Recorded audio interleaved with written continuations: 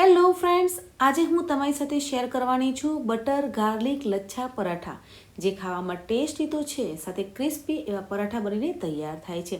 Friends, આજના લચ્છા પરાઠા છે તે હેલ્ધી પરાઠા બનાવવાના છે, એટલે કે ઘઉંના લોટમાંથી બટર ગાર્લિક લચ્છા પરાઠા બનાવવાના છે. તો પરાઠા બનાવવા માટે મેં અહીંયા 3 કપ ઘઉંનો લોટ લીધો છે. જે આપણે રોટલી બનાવવા માટે નોર્મલ ઘઉંનો લોટ હોય છે તે જ લોટ લેવાનો છે, અને 1 કપ જેટલો મેં મેદાનો લોટ લીધો છે. તમારે મેદાનો લોટ ના લેવો હોય તો સ્કીપ પણ કરી શકો છો, પણ મેં અહીંયા ક્રિસ્પી બનાવવા માટે 1 કપ મેદાનો લોટ લીધો છે.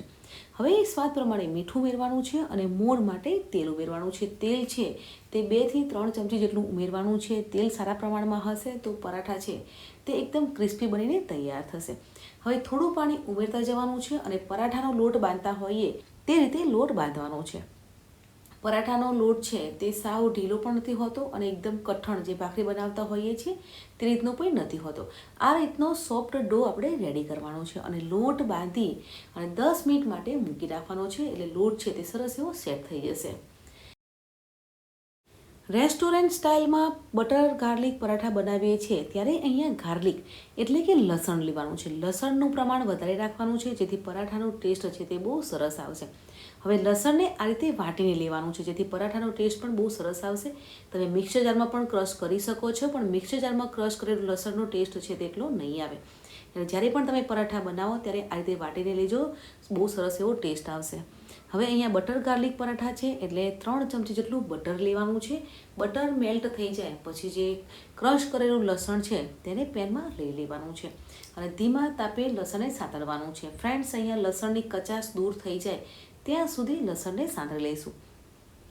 લસણનો કલર ચેન્જ થઈ જાય ત્યાં સુધી આપણે સાતળવાનું છે. અહીંયા લસણને ક્રશ કરતી વખતે મીઠું આપણે નથી ઉમેર્યું, એટલે થોડુંક એવું મીઠું ઉમેરવાનું છે અને સાંતળીશું. ફ્રેન્ડ્સ, તમે જરૂરથી એકવાર ટ્રાય કરજો. બટર ગાર્લિક પરાઠા છે તે બહુ સરસ બનીને તૈયાર થાય છે, અને તમે મારી રેસીપી ટ્રાય કરો છો કે નહીં તે પણ મને કમેન્ટ કરજો, એટલે મને પણ આઈડિયા આવે કે મારા વ્યુઅર્સ છે તે મારી રેસીપી ટ્રાય કરે છે.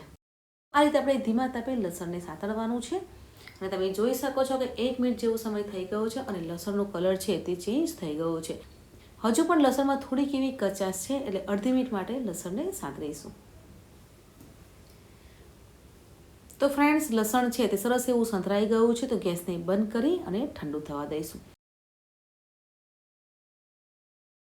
ગાર્લિક પરાઠા બનાવીએ છીએ ત્યારે લસણની પેસ્ટ નથી લીધી, કે લસણને મિક્સર જારમાં ક્રશ નથી કર્યું. અહીંયા આપણે લસણને વાટીને લીધું છે, એટલે થોડાક એવા પીસ છે તે મોટા નાના હોય છે, એટલે લસણ છે તે ઠંડુ થઈ જાય પછી આ રીતે હાથથી ક્રશ કરી લેવાનું છે, જેથી પરાઠા બનાવતા હોય છે ત્યારે એકદમ સરસ એવો એની પેસ્ટ છે તે રેડી થઈ જાય. હવે 2 ચમચી ઘી ઉમેરવાનું છે, અને અડધી ચમચી લાલ મરચું ઉમેરવાનું છે. તમારે તીખાશ વધારે જોઈતી હોય તો લીલા મરચાંને ચોપ કરીને પણ અંદર ઉમેરી શકો છો. સારી રીતે મિક્સ કરવાનું છે, અને એક સાઈડ મૂકી દઈશું.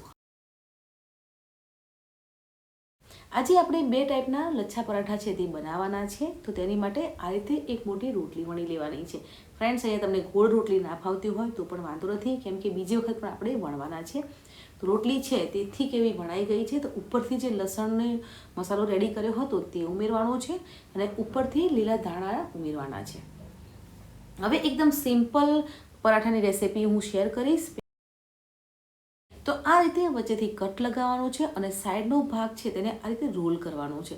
હળવા હાથથી રોલ કરતા જવાનું છે, અને ગોળ ફેરવતા જવાનું છે. તો ફ્રેન્ડ્સ, આ રીતે પરાઠાનો આખો રોલ છે તે વારી લીધો છે, અને નીચેનો પાર્ટ છે તેને થોડોક દબાવી લેવાનો છે, જેથી જ્યારે બી આપણે પરાઠા બનાવીએ છીએ ત્યારે તે ખુલી ના જાય. હવે હળવા હાથથી ઉપરથી દબાવી લેવાનો છે. આ પરાઠા બનાવવાથી લેયર છે તે વધારે નથી થતા. હવે આદરી પર થોડો લોટને સ્પ્રિંકલ કરવાનો છે, અને મીડિયમ એવું પરાઠાને વણી લઈશું. ફ્રેન્ડ્સ, તમને જે પણ સાઈઝના પરાઠા ફાવતા હોય, મોટા કે નાના, તે રીતે તમે પરાઠાને વણી શકો છો. તો ફ્રેન્ડ્સ, આ રીતે આપણે એક પરાઠાને રેડી કર્યો છે, તે રીતે આપણે બીજા પરાઠાને રેડી કરીશું, જેમાં લેયર છે તે વધારે થશે. તો પરાઠા બનાવવા માટે એક રોટલી વણી લેવાની છે. હવે તેની ઉપર લસણની પેસ્ટ મૂકવાની છે, અને તેની ઉપર આપણે લીલા ધાણા ઉમેરી લઈશું. હવે અહીંયા આપણે શું કરવાનું છે કે એક ભાગને ઊંચો લેવાનો છે, પછી તેને નીચે કરવાનો છે, ઉપર નીચે એ રીતે કરતા જવાનું છે, જેથી લેયર છે તે બહુ બધા બનીને તૈયાર થશે. હવે આ રીતે આપણે બધા લેયર છે તે કરી લીધા છે. હવે સાઈડનો ભાગને વચ્ચે લઈ લેવાનો છે, અને બીજો ભાગ છે તેને ઉપરથી દબાવી લેવાનો છે. પરાઠા વણતી વખતે ઉપરનો ભાગ છે તે નીકળશે નહીં અને હળવા હાથથી દબાવી લઈશું. હવે આદરી પર થોડો લોટને સ્પ્રિંકલ કરવાનો છે અને પરાઠાને વણી લઈશું. તમે જોઈ શકો છો કે સરસ એવા લેયર છે તે રેડી થયા છે. આ રીતે પરાઠા બનાવવાથી લેયર છે તે વધારે થશે અને પહેલાં જે પરાઠા બનાવ્યા જે કટ કરીને તેમાં લેયર છે તે વધારે નહીં થાય. હવે મીડિયમ એવો પરાઠાને વણીને રેડી કરી લઈશું. તો બંને ટાઈપના પરાઠા છે તે વણાઈ ગયા છે. તો બંને ટાઈપના પરાઠા છે તે સરસ એવા વણાઈ ગયા છે. તો પરાઠાને શેકી લઈશું. તો પરાઠાને એક સાઈડથી શેકાવા દેવાના છે અને શેકાઈ જાય પછી તેને ફેરવી અને બીજી સાઈડથી પલટાવી દઈશું. બંને સાઈડથી થોડાક એવા પરાઠા શેકાઈ જાય પછી અહીંયા આપણે ઘી, તેલ કે બટર તમે કંઈ પણ લઈ શકો છો. તમારે ઘીમાં સાતળવું હોય તો પણ તમે લઈ શકો છો. અહીંયા મેં તેલ લીધું છે તો ઉપરથી તેલ લગાવી અને બંને સાઈડથી સરસ એવા ક્રિસ્પી થાય ત્યાં સુધી પરાઠાને સાંતળી લેવાના છે. ફ્રેન્ડ્સ, આ જે પહેલાં પરાઠા વણ્યું હતું તેનું પરાઠું છે, જે કટ કરીને પરાઠા બનાવ્યા હતા તે છે. તે જ રીતે આપણે બીજા પરાઠાને પણ શેકી લઈશું. બંને સાઈડથી પરાઠા છે તે શેકાઈ ગયા છે તો ઉપરથી તેલ લઈ અને પરાઠાને શેકી લઈશું. તો તમે જોઈ શકો છો કે સરસ એવો પરાઠા છે તે ક્રિસ્પી બનીને તૈયાર થઈ ગયો છે. ફ્રેન્ડ્સ, આજે આપણે રેસ્ટોરન્ટ સ્ટાઇલમાં બટર ગાર્લિક લચ્છા પરાઠા બનાવ્યા છે, જે 2 ટાઈપના બનાવ્યા છે. પહેલાં જે લચ્છા પરાઠા બનાવ્યા તેમાં લેયર છે તે ઓછા બને છે કેમ કે આપણે રોલ પાડીને બનાવ્યા છે અને બીજા જે લચ્છા પરાઠા બનાવ્યા છે તેમાં આપણે લોટને ઉપર નીચે કરીને બનાવ્યા છે, જેમાં લેયર છે તે બહુ બધા બનીને તૈયાર થાય છે. તો અહીંયા લચ્છા પરાઠા છે તે બનીને તૈયાર થઈ ગયા છે. તો લચ્છા પરાઠાને સર્વિંગ પ્લેટમાં સર્વ કરીશું. ફ્રેન્ડ્સ, અહીંયા લચ્છા પરાઠા સાથે મેં દહીં સર્વ કર્યું છે અને સાથે અથાણું સર્વ કર્યું છે. અહીંયા લચ્છા પરાઠા એકદમ ક્રિસ્પી બનીને તૈયાર થયા છે. તેને એકલા સર્વ કરો તો બી તમે કરી શકો છો અને તમારે શાક સાથે સર્વ કરવા હોય તો બી તમે કરી શકો છો.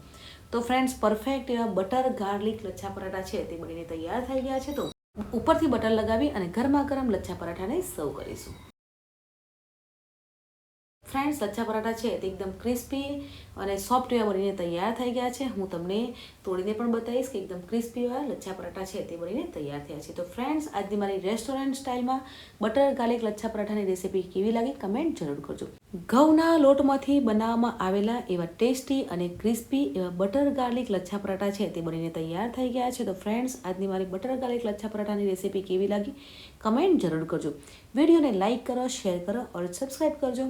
મળીએ છીએ નવી આસાન રેસીપી સાથે. ત્યાં સુધી bye bye, take care, enjoy. જય શ્રી કૃષ્ણ.